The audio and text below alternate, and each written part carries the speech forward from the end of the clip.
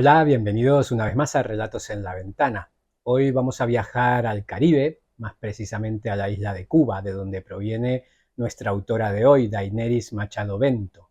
Ella es una joven escritora nacida en La Habana en 1986 y que comenzó sus estudios también en la Universidad de La Habana, aunque posteriormente emigraría y realizaría un doctorado en la Universidad de Miami y otro en la Universidad de San Luis Potosí en México.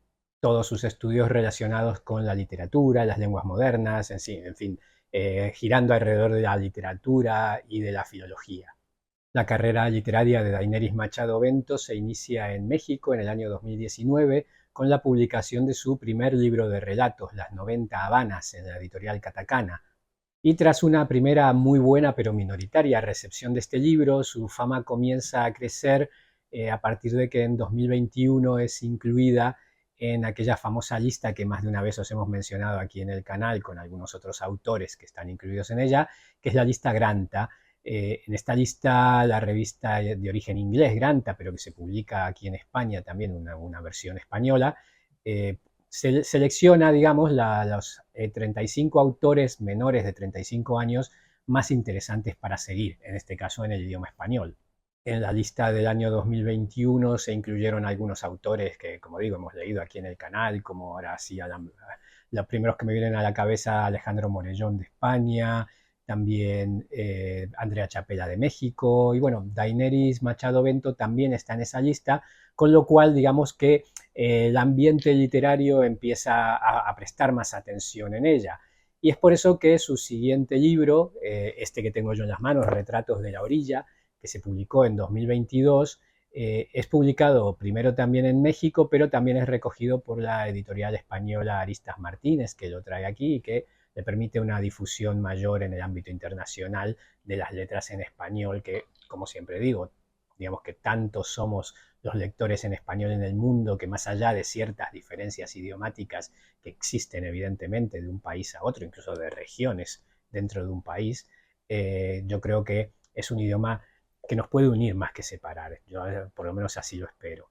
Bien, pues de Daenerys Machado Bento y de este libro, Retratos de la Orilla, quiero leeros el primer cuento del libro, el que abre, que se titula El álbum de las treintañeras. Había muerto, por fin, la dama del álbum. Era un domingo soleado y extrañamente ruidoso cuando se esparció por La Habana la tristísima noticia de que se había apagado una vida tan ilustre. No por esperado, el suceso nos estremeció menos. Sin comunicarnos entre nosotras, que ni falta hacía después de tantos años de conocernos, nos dispusimos a cumplir con el pacto hecho un domingo similar pero del verano anterior. Regresar al parque de 21 y H, al banco exacto donde nos congregábamos cada 7 u 8 meses alrededor de las fotografías de la dama. Queríamos decirle adiós, desearle un feliz viaje y decidir nuestro futuro sin sus historias. Durante casi una década la señora nos había convocado a aquel lugar cada un cierto tiempo que solo ella conocía con certeza. Cuando llegábamos siempre la encontrábamos sentada, como si llevara siglos esperándonos, con las piernas subidas en el banco y una actitud de adolescente irreverente. Nosotras nos esparcíamos a su alrededor como podíamos y desde el suelo, recostadas en un árbol o hasta de pie, la escuchábamos compartir por horas y horas las anécdotas de su vida, que evocaba con precisión gracias a las páginas del inmenso álbum de tapas azules que siempre cargaba consigo. Además de las suyas, nos contaba las historias de la amiga que salía al fondo de aquella imagen y a la que un novio había dejado plantada en el altar, la de su tía más divertida, que parecía tan seria en sus fiestas de cumpleaños, pero que era la puta más famosa de La Habana, la de una vecina suya a la que le decían rompecuna abusadora porque le encantaba acostarse con hombres más jóvenes. Las historias de la dama siempre eran tan parecidas a las nuestras que había días en que no sabíamos a ciencia cierta si las escuchábamos o estábamos siendo escuchadas. Es cierto que la situación fue cambiando, sobre todo porque nuestro grupo se redujo a medida que alguna se iba del país o que nuestras hijas crecían y se declaraban renuentes a acompañarnos al parque a escuchar lo que algunas calificaban como las ridiculeces de una señora muy rara. Pero el entusiasmo que las más fieles asistentes le poníamos a nuestras reuniones quedó intacto. Podíamos pasar hasta 20 horas seguidas escuchando a la dama, asintiendo, asombrándonos, aguantando las ganas de orinar. Hablando, por ejemplo, sobre las medidas exactas de su vestido de novia. reviviendo el dolor intenso que le había provocado parir a su hijo mayor en el Sagrado Corazón, por cabezón desde chiquito, o celebrando como recientes las ilusiones de su hermana, tan enamoradiza, cada vez que podía colarse en las enaguas de una mujer casada. Porque la dama decía muchas malas palabras, decía pinga, cojone, la cosa está mala, estos cingaos han acabado con este país, pero las pronunciaba con una gracia única, mezclándolas con palabras muy cultas y anticuadas que se habían usado cuando la dama era aún muy niña y nadie le decía dama. Un día nos confesó que pronto cumpliría 120 años. 4 veces 30, dijo. Comprendimos que si la maestra de nuestra particular ceremonia era tan vieja, no tendríamos ni 10 años más de sus cuentos. Fue por eso que ideamos el plan que se concretó aquel domingo nefasto. En cuanto nos enteráramos de que la señora había muerto, nos encontraríamos en el mismo banco donde ella nos esperaba, a la hora de siempre, y bajaríamos caminando, todas junticas, hasta la funeraria de Calzada y K, donde la dama había pedido ya a sus familiares que la velaran. Varias veces estudiamos, en voz alta y con cierta tristeza, el mapa de aquel recorrido que sería el primer paseo hacia nuestras nuevas vidas sin ella. Habíamos acordado que caminaríamos 3 cuadras a la derecha desde la silenciosa H hasta K, después 5 cuadras hacia abajo hasta topar con Calzada. Sospechábamos que confundiríamos el portal inmenso de aquella casa amarilla con esta otra que ya habríamos pasado. Oye, parece que por aquí estuvimos, diríamos las más despistadas, y nos apoyarían en un eco las que no habían nacido en la capital. Quizás se parece, pero no es el mismo lugar, aclararían otras, las más avesadas caminantes del Vedado.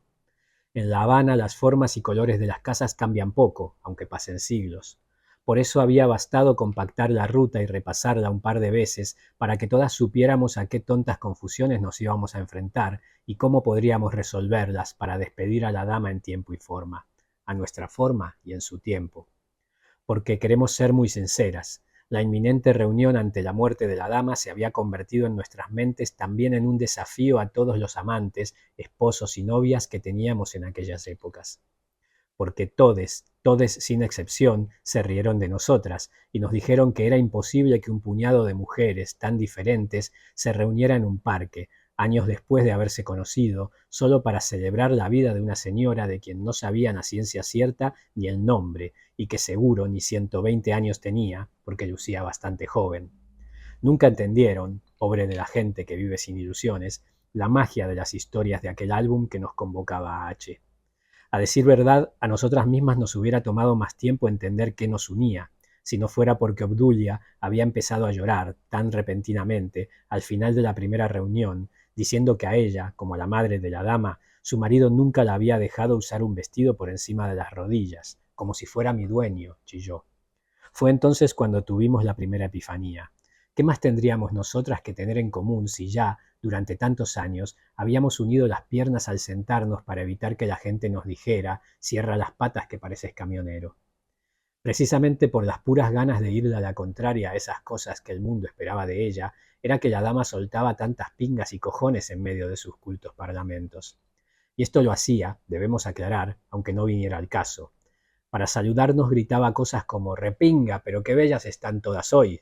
Coño, pero qué empingao les queda el color amarillo, mientras se tomaba la libertad de escarranchar las piernas en el banco y soltar un A larguísimo al tomar un buche del café aguado que siempre llevaba en un termito plateado. Fue en la segunda o tercera cita cuando Leonor nos confesó que, coño, no es fácil, a ella también la habían casado a la fuerza cuando era joven, justo como le habían hecho a la dama 100 años antes. Pero cuando la dueña del álbum nos vio la cara de congoja que una a una íbamos poniendo con los cuentos de Leonor, se paró encima del banco y empezó a cantar al gran combo de Puerto Rico. No quiero llanto, no quiero llanto. Su voz era un desastre de gallos perdidos, desafinada como ella sola. Después, ese mismo día, Marta reveló que como aquella prima de la dama, ella tampoco se quería ir de Cuba ni carajo, mucho menos dejar atrás a su familia, a su hijita querida, pero que las circunstancias la asfixiaban, dejándola sin otras opciones y hasta sin zapatos que ponerse. Entonces la dueña del álbum saltó otra vez encima del banco y cantó una rumba, no me llores más. Por eso, el domingo en que nos volvimos a reunir, ninguna de nosotras llegó llorando a la señora. No podíamos hacerle eso a la memoria de una dama que nunca, nunca quiso lágrimas. Gracias a ella habíamos dejado de ser las treintañeras sentimentalonas a las que había que calmar con una rumba mal cantada y nos habíamos convertido en otra cosa. Entre los besos del saludo sí nos empezamos a preguntar quién, de todas, había tenido la original idea de aquella reunión. ¿Había sido la impulsiva Elena, que si se caía por sus propios pies de todos modos gritaba que era culpa del patriarcado? ¿Habría sido la tristísima Soledad, que cargaba su belleza como una maldición? ¿O Daenerys, que se metía en todo e intentaba darnos órdenes de vez en cuando? Desistimos de dar con un nombre cuando llegamos a la conclusión de que tampoco importaba si la idea de velar a la dama había nacido de una sola de nuestras cabezas o si una parte nuestra, una parte de todas nosotras, había decidido que tendríamos que reencontrarnos cuando la dueña del álbum dejara el mundo. En definitiva, volver a aquel parque era honrar, y con la cabeza en alto, todas las veces en la vida que a la dama le habían gritado marimacha, egoísta, loca, hija de puta, o más comúnmente, soputa. Cuando comenzamos a desandar el camino hacia la funeraria, componíamos a gritos los retazos de los recuerdos de nuestros encuentros. La que más gritaba era Julita, mujer esa para ser escandalosa, aunque bien que lo disimulaba. Julita siempre repetía que nuestra primera reunión había sido una mera casualidad, que ella no tendría que haber viajado de Miami a La Habana en esas fechas, que le habían cambiado el boleto de milagro, sin aviso previo, por culpa de un huracán que nunca se formó. Le recordábamos entonces lo que la dama decía a menudo, que las casualidades no existen, y que si existen, cuando empiezan a tener una reacción en cadena dejan de ser casualidades para tornarse motivos, puntos de partida. No puede ser casualidad, había dicho alguna vez la dama con su majestuosa voz, que yo las haya encontrado a todas aquí cuando más las necesitaba, y que ustedes me hallaran a mí cuando no sabían que me querían encontrar. A veces no comprendíamos bien qué quería decir la dueña del álbum. Nos hacía pronósticos o amenazas. Pero su voz era siempre un trueno que nos dejaba pensando, vozarrón inmenso, como el de una actriz de teatro que quisiera ir a morir al mar. ¿Era acaso por esa voz que todos los detalles de sus historias resultaban más impresionantes, como cuando nos confesó que el amor de su vida se llamaba Jaime, que era su primo hermano negro y su deseo más imposible? Algunas de nosotras no estábamos en aquella época preparadas para escuchar algo así. Por eso le habíamos respondido: parece mentira, señora, parece mentira, compañera, usted debió ser feliz a toda costa. Porque entonces todavía nos creíamos muy sofisticadas, muy abiertas de mente y de patas. Lejos de espantarse ante nuestro rapto de hipocresía, la dama nos entendió que nos creyéramos más libres de lo que realmente éramos. Ella, en definitiva, había vivido muchísimas vidas cuando la encontramos. Lo que sí no aceptó fue que le dijéramos compañera. Hasta ahí no llego, gritó, porque a mí no hay quien me cambie el título, ¿qué compañera de qué? Y con el escándalo que nos dio, borró para siempre el fantasma del horroroso vocativo para convertirse en la dama del álbum.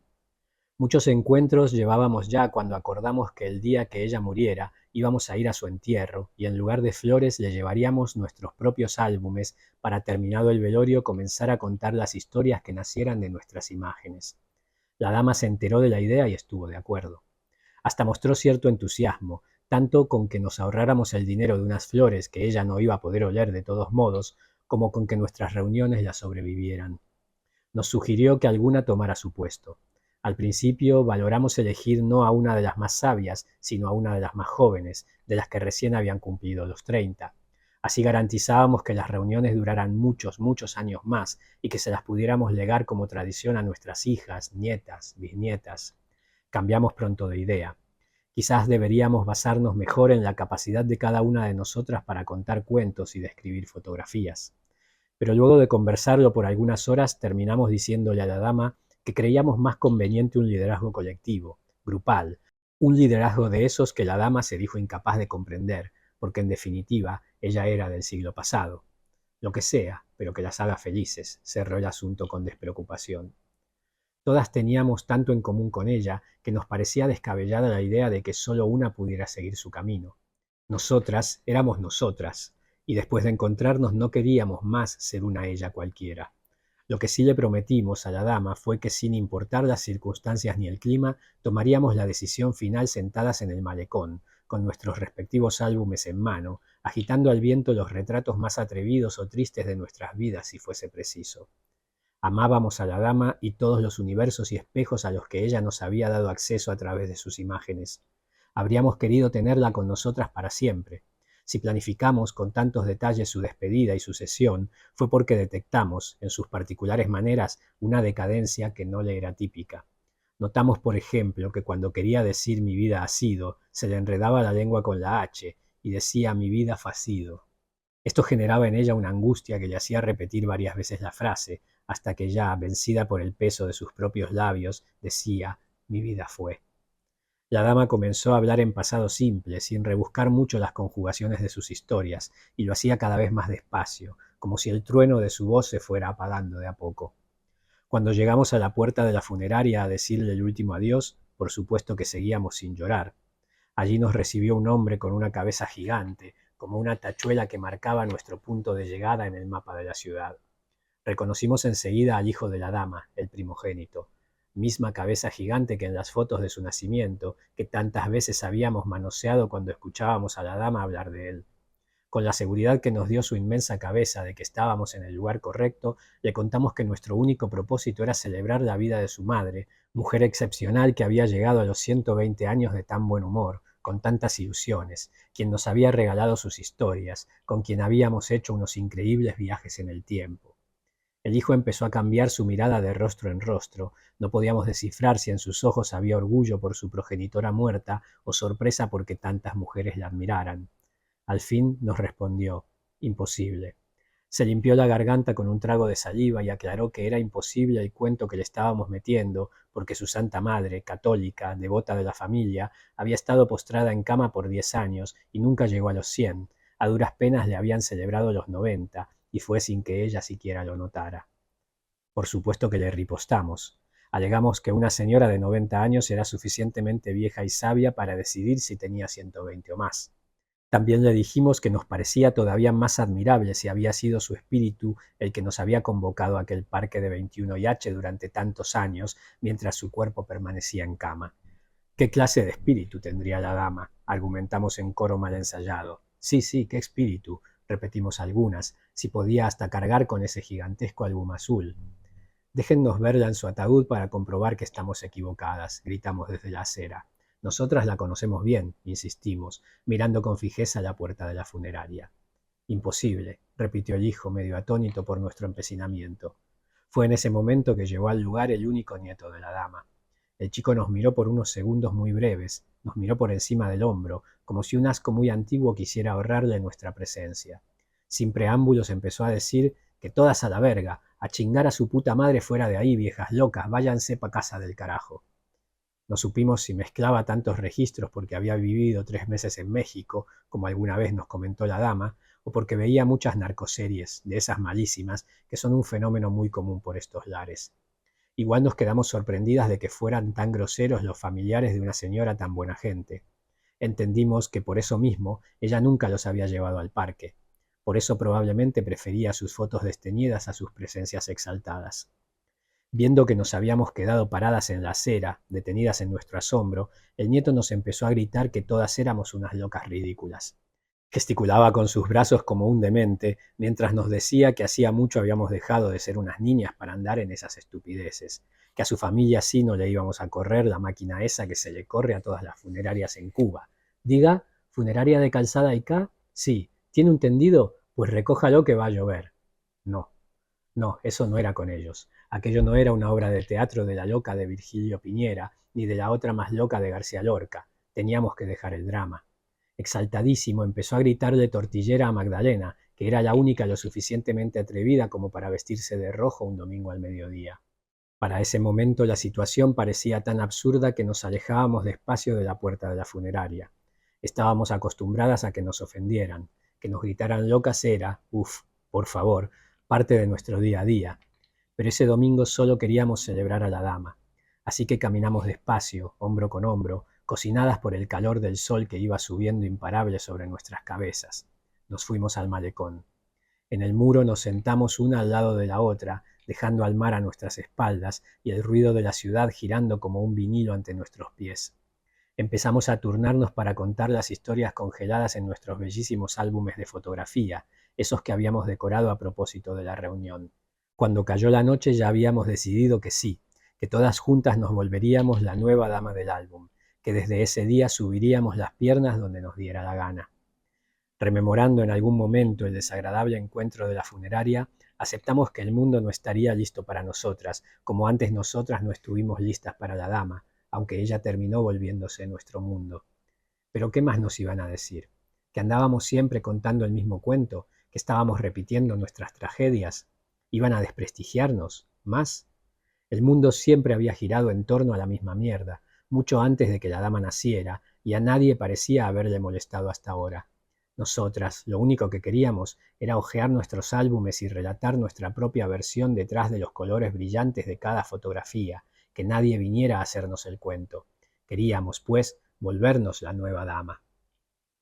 Este es el relato, el álbum de las treintañeras de Daenerys Machado Bento. Espero que os haya gustado.